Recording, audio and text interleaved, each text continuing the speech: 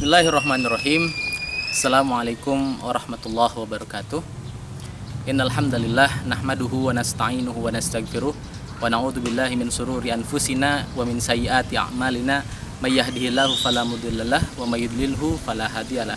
Asyhadu an la ilaha illallah wahdahu la syarikalah wa asyhadu anna Muhammadan abduhu wa rasuluhu la nabiyya ba'da. Ikhwan wa akhwat fillah, sahabat atau teman-teman hijrah yuk ngaji yang insyaallah dirahmati Allah. Alhamdulillah pada kesempatan kali ini saya Muhammad Hilman Nawawi ingin kembali sharing terkait hal-hal apa saja yang bisa memberikan motivasi ya atau charge kepada kita ya selaku teman-teman hijrah untuk supaya senantiasa istiqomah di dalam hijrah ini.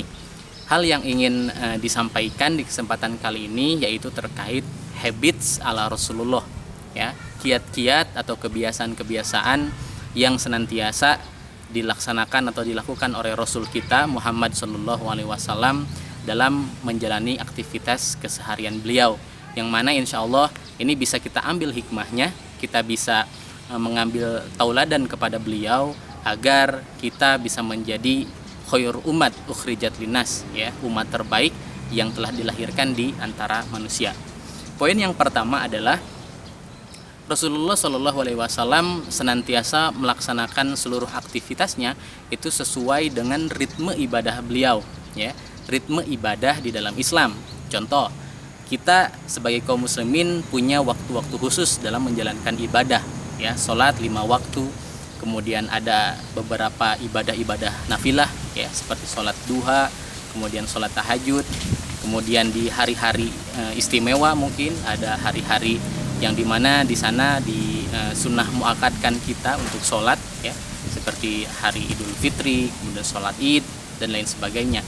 Nah maka Rasulullah selalu mensinkronkan aktivitas beliau dengan aktivitas ibadah.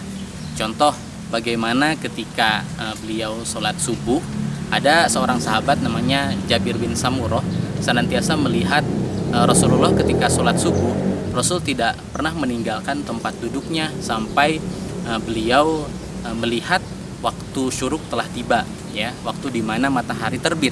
Nah ketika itu Rasulullah sholat syuruk, setelah sholat syuruk baru beliau kembali ke rumahnya, kemudian menyapa istri-istri beliau ya, menyapa anak beliau dan lain sebagainya. Nah dari sana kita bisa mengambil poin bahwasanya memang ibadah adalah titik tolak seluruh aktivitas kita.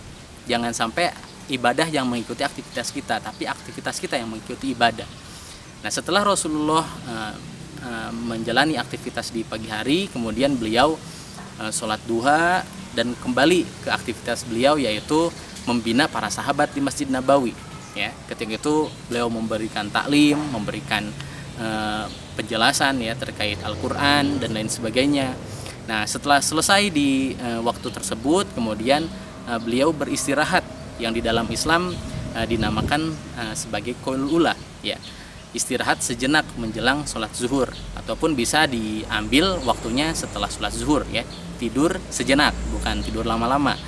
Nah setelah sholat zuhur selesai, kemudian menjelang nanti sholat asar, beliau tetap menjalankan aktivitas ya.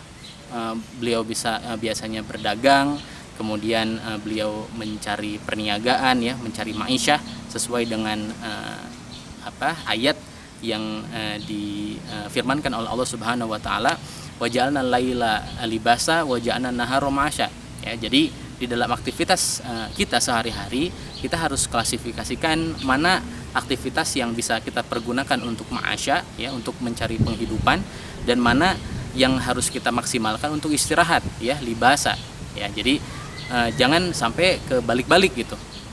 Siang hari kita gunakan untuk istirahat, sementara malam hari kita gunakan untuk bekerja. Jika memang hal itu terjadi, maka insya Allah kehidupan kita akan ya acak-acakan ya, tidak akan tertata rapi. Makanya ritme ibadah Rasul itu bisa kita contoh untuk supaya kita menjadi pribadi yang lebih baik kembali.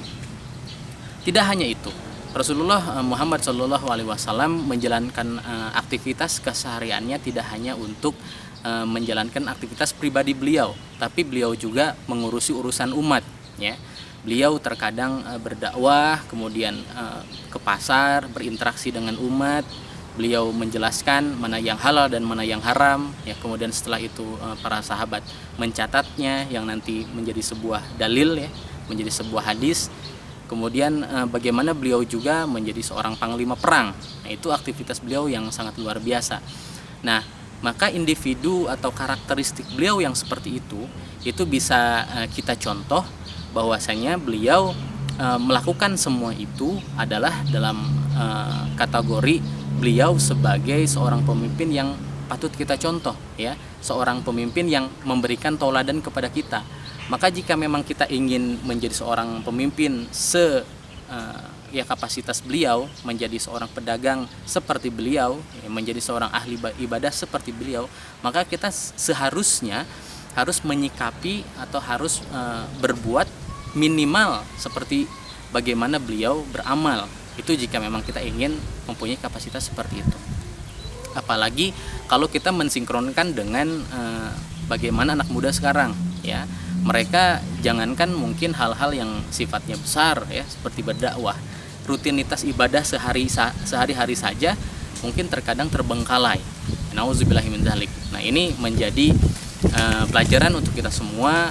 Kita sebagai generasi penerus umat Islam ini senantiasa harus melihat dan mencontoh bagaimana ritme ibadah beliau menjadi rundown kegiatan beliau sehari-hari.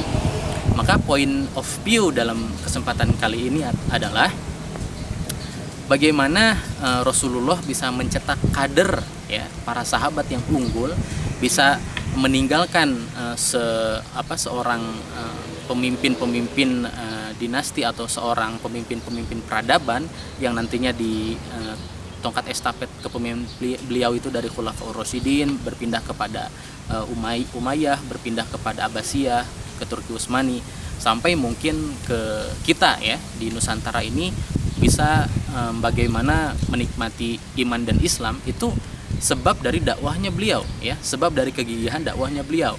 Jika memang beliau dulu leha-leha, jika memang beliau dulu katakanlah tidak aware dengan urusan umat, jika memang dulu beliau tidak punya visi dan misi yang besar, ya, bagaimana ketika perang Ahzab misalnya, ketika perang Khandaq, ketika ada batu yang kemudian batu itu keras dan para sahabat tidak ada satupun yang mampu memecahkan batu tersebut, akhirnya dengan palu godam batu Rasulullah sendiri yang Rasulullah pukulkan dan batu itu terpecah, dan setiap serpihannya beliau tersenyum, ya. Ketika itu sahabat bertanya, kenapa Anda tersenyum wahai Rasulullah? Lalu Rasulullah bertanya bahwasanya setiap pukulan yang pertama beliau melihat bagaimana daerah timur ditaklukkan, bagaimana daerah barat ditaklukkan, ya, bagaimana Romawi, Persia ditaklukkan, gitu.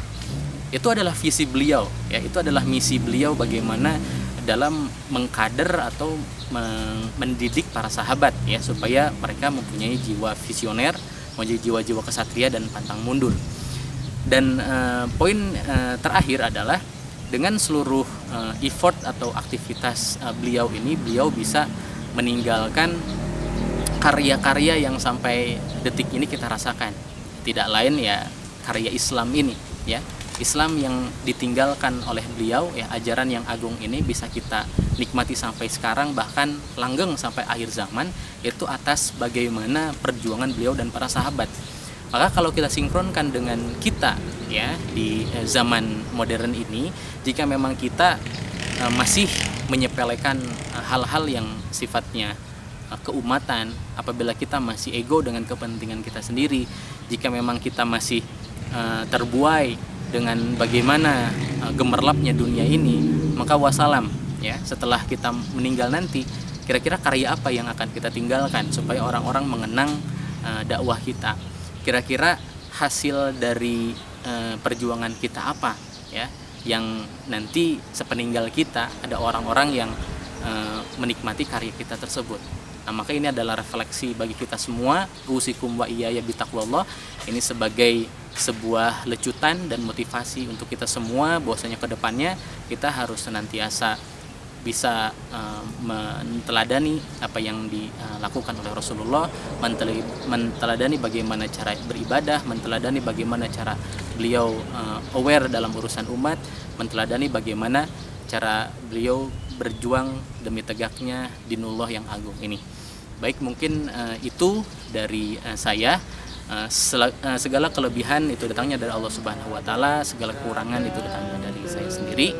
Usikum wa iyya nafsi bitaqwallah. Wassalamualaikum warahmatullahi wabarakatuh. Tak ada artinya, memang tak selalu sama hidup.